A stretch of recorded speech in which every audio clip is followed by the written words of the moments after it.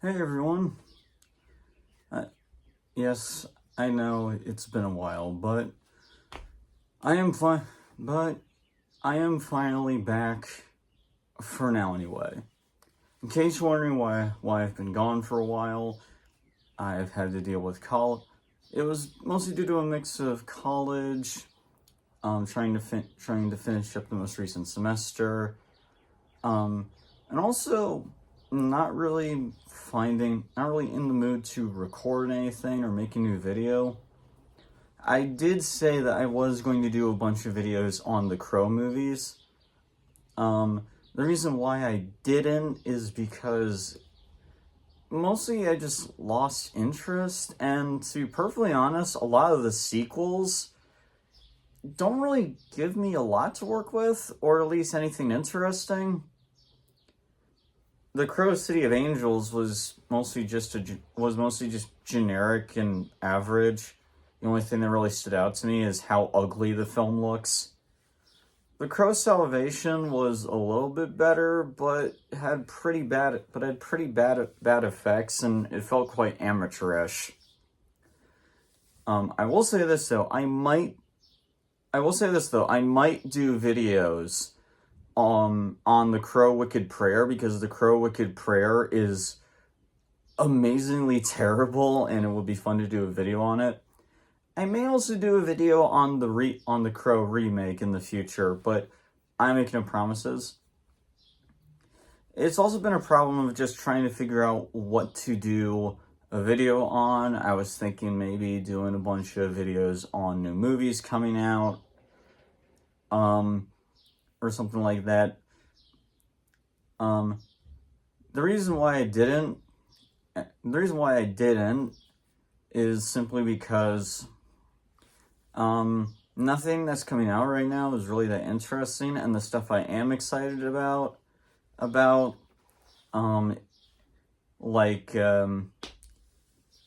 the only film I'm really anticipating this year is James Gunn's Superman, and even then, I am really praying that movie doesn't suck.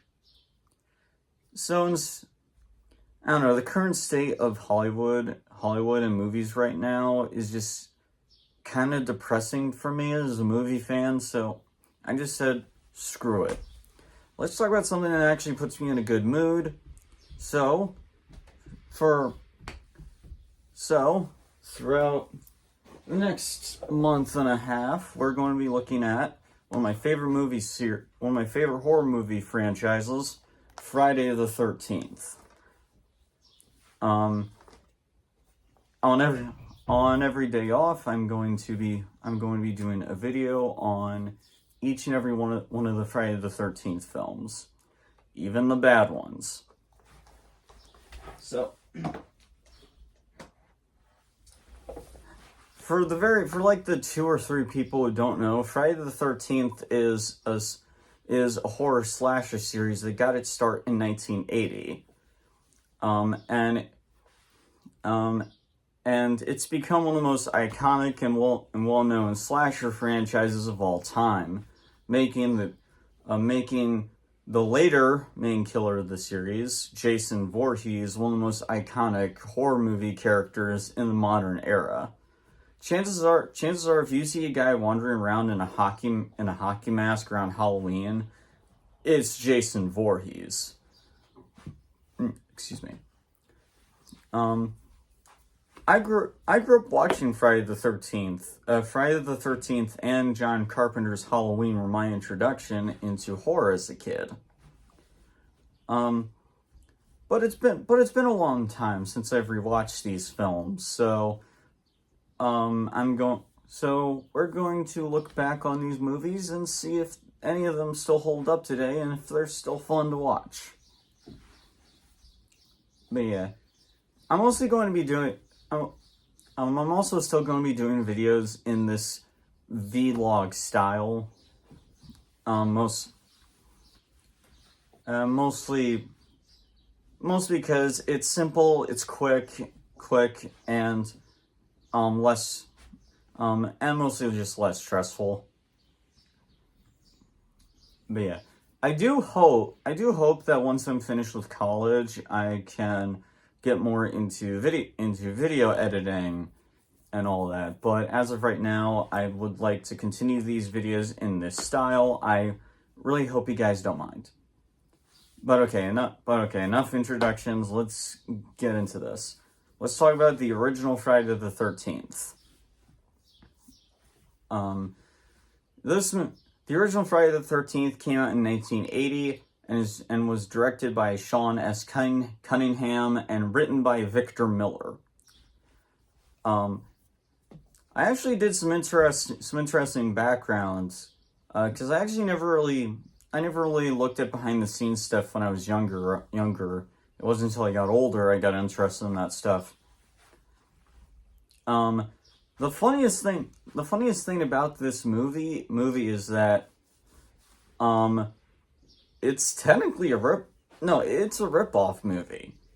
Victor Miller, the writer, he said in an interview that Sean literally called him on the phone and said, "I just saw John Carpenter's Halloween. I want to rip it off." Victor said, "Okay, I'm gonna have to see the movie though to get the bare essentials."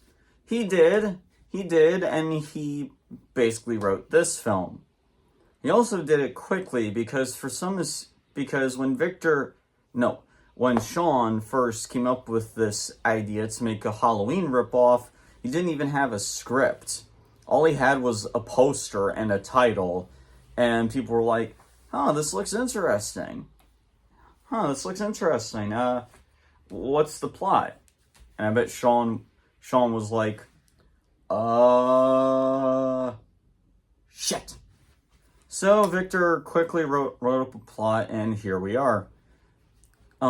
Victor and Sean weren't really expecting this film to be like a massive success. They were mostly expecting it to be a fun drive-in theater movie. So you could only imagine how it became like one of the top 10 most highest grossing films of 1980. This movie made a lot of money, and that's impressive considering it came out the same year as Stanley Kubrick's The Shining. That's quite impressive. What I did not know, though, and this is where it gets interesting, apparently critics and audiences hated these movies. Not just the original, all of them. Critics turned around to appreciating the original later on, but when these movies came out, everyone hated them. Even two of America's most beloved critics, Siskel and Ebert, trashed all these movies when they came out. Hell, even actress Betsy Palmer, Pamela Voorhees herself, which, yeah, we're going to get into spoilers, by the way. I didn't bring it up because, these movies are almost 40 years old now. But I digress. Betsy Palmer said she only took the role because she needed money for a new car, and she hated the script, going as far as to call it total shit. I've never seen a horror franchise that got so much hate and ridicule, yet has a devoted fan base. Well, except for maybe the Star Wars prequels, but okay, that's like all the backstory and stuff. Does Friday the 13th hold up well today? Kind of. Now, okay, let me get this out of the way right now. I do like this movie. I really do. And I do appreciate what it's done for the horror genre and all that. But I'm not gonna act like everything about this movie has aged like fine wine. It does have problems. That said, let's get to the plot. The movie tells the story of a summer camp called Camp Crystal Lake. This summer camp has suffered a big deal of hits to its reputation due to murders of 2 counselors, a boy drowning a year before that, and even a bunch of fires. Despite that, the owner of the camp, Steve Christie, is determined to open this camp up. but someone is stalking the campground and is picking off the counselors one by one. And that's pretty much the plot in a nutshell. It's short and simple. But okay. Before I get into why I do enjoy this movie, I want to go into the negatives because and I do have a reason for that. The biggest problem that this movie has, in my honest opinion, is its pacing. This is the very definition of a slow burn film. And don't get me wrong, there's nothing wrong with that. Alfred Hitchcock practically based his career on the slow burn. Even you could argue John Carpenter's Halloween, which this movie was a rip-off of, is also slow burn. But here's the thing that in my opinion Victor Miller didn't understand. A slow burn really works when you have an interesting cast of characters. And none of these characters are at all interesting, except for a few. The only characters I remember in this film are the killer, we'll get to her, and Crazy Ralph. Crazy Ralph honestly might be my favorite character in the movie. This guy is I don't know what it is about this guy. His acting is so weird. Like our introduction to him is like these two people are like walking to the truck and Ralph's like, "Going to Camp Blood, ain't ya? God damn it, Ralph, get out of here. Go on, get. You'll never come back again." Who talks like that? Like, this guy's performance is just so odd. I love it. I honestly wish this guy was in more than just 2 movies. But besides that, all the other characters, Alice, Steve, Ned, Brenda, Marcy, and Jack. I struggled to remember all those names. All these other characters are not interesting and are about as they aren't unlikable with the exception of Ned, who's just the typical prankster asshole. Though admittedly, he does get some chuckles out of me. With the exception of all the characters are just so forgettable. They aren't unlikable, but they're just not interesting. I wouldn't mind so much, except that we spend so much time on these damn characters, and they're so fucking boring. Now here's the thing. I imagine some people will say, well, it's not like the cast of Halloween were like Shakespearean characters. And you're right. But the characters in Halloween were still at least likable. I remember Bob, I remember Linda, I remember Annie. Like, they were likable characters. I even remember the 2 little kids Laurie babysat, Tommy and Lindsay. Because even though they weren't like the most in-depth characters, those characters had charm and likability and charisma. They weren't like the Colonial Marines in Aliens where I felt sad when they were killed off, but I did like them and I remember them.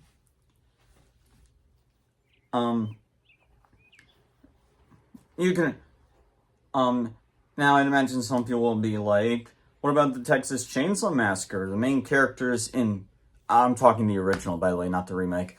The characters in the original Texas Chainsaw weren't like that interesting. And yes, you're right. The major difference though was tone. The Texas Chainsaw Massacre, despite it being a slasher film, feels a lot more like a mockumentary. Like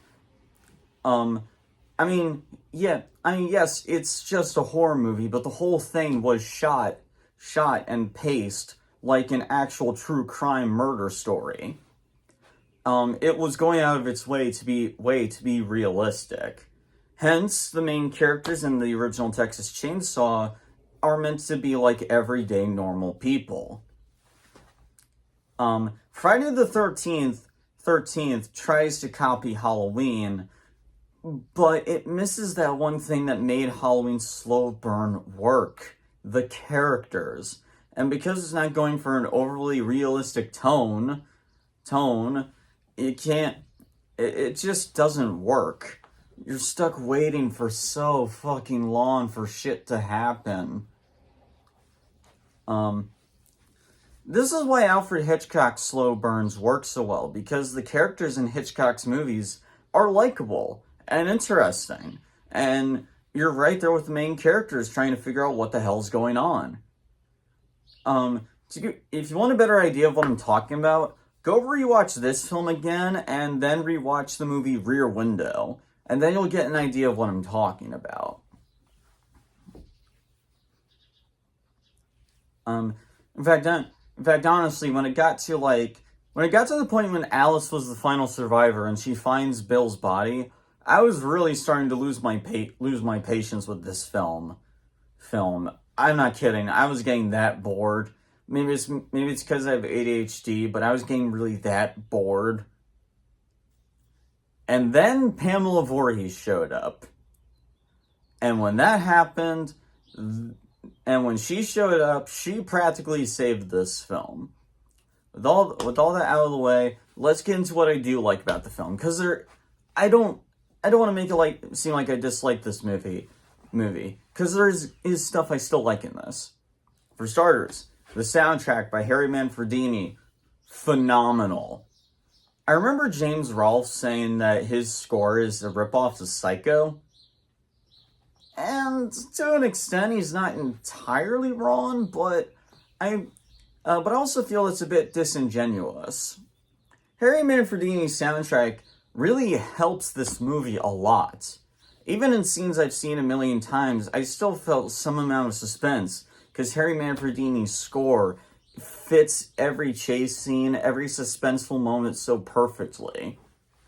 I am telling you right now, just like Halloween, if Harry Manfredini's score was not in this film, it would not work. That's how good his score is. The best way, very similar to Psycho. The best way to describe the score in this is it's like a chase for your life, which is why Harry Manfredini's music works so well in chase scenes. And the craziest thing is that Harry Manfredini only did 3 other films before this. And to do only 3 films and then immediately jump into a phenomenal soundtrack like this, Harry Manfredini has mad talent, and he really deserves more recognition, I feel. The direction and camera work is done well. I will give Sean this. He does have a good eye behind the camera. Despite some of the shaky moments at times, the camera work is pretty good and holds up well today. Speaking of things that hold up well today, the blood and gore effects still look phenomenal.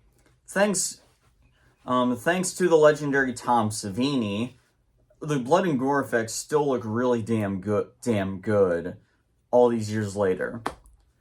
By the way, in case you're wondering what my favorite kills in the movie are, I like the arrow through the bed, Kevin Bacon's death, and Pamela's death still is gnarly. Speaking of which, let's address the woman who pretty much saves this movie, Betsy Palmer as Pamela Voorhees. Her performance in this film is awesome, honestly. Like Betsy Palmer is fucking creepy in this film. Like, this woman does such a phenomenal job coming off as crazy, but not to the point where it feels over the top or goofy. She manages to find that perfect balance between being crazy but still intimidating. This woman was probably in her middle ages, like, and she's still scared, and she still is scary as hell in this. Honestly, even the final chase scene, which in my opinion goes on way too damn long. There's way too much just running around and shit. But Palmer really sells it. The entire time, she really sells it. Honestly, Betsy Palmer, in my opinion, is what truly saves this movie.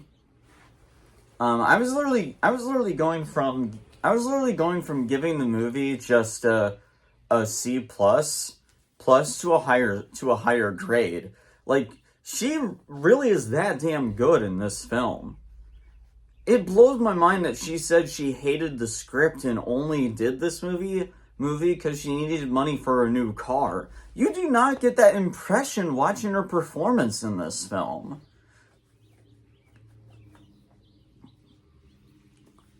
So, yeah, that's really my thoughts on Friday the 13th. It has its problems, sure. And you can definitely tell that it was meant to rip off Halloween, but Pamela Voorhees, the good score, good gore, and good suspense, tension, and atmosphere, they really do save the movie, in my opinion. It definitely hasn't aged the best, but I feel the good stuff in this movie still is pretty good today. With that said, I'm going to give the original Friday the 13th a B+. I was going to give it a C, but like I said, Betsy Palmer really saved this movie in the end. But yeah, those are my thoughts on the original Friday the 13th. That's one movie down. 11 more to go. Well, actually, no, 10 more to go. Before you guys ask, I will not be adding Freddy vs. Jason to this retrospective. And that's really because, well, that would spoil the surprise. Anyway, that's all I got. I'm Zach the Movie Fan, and I'll see you guys next time.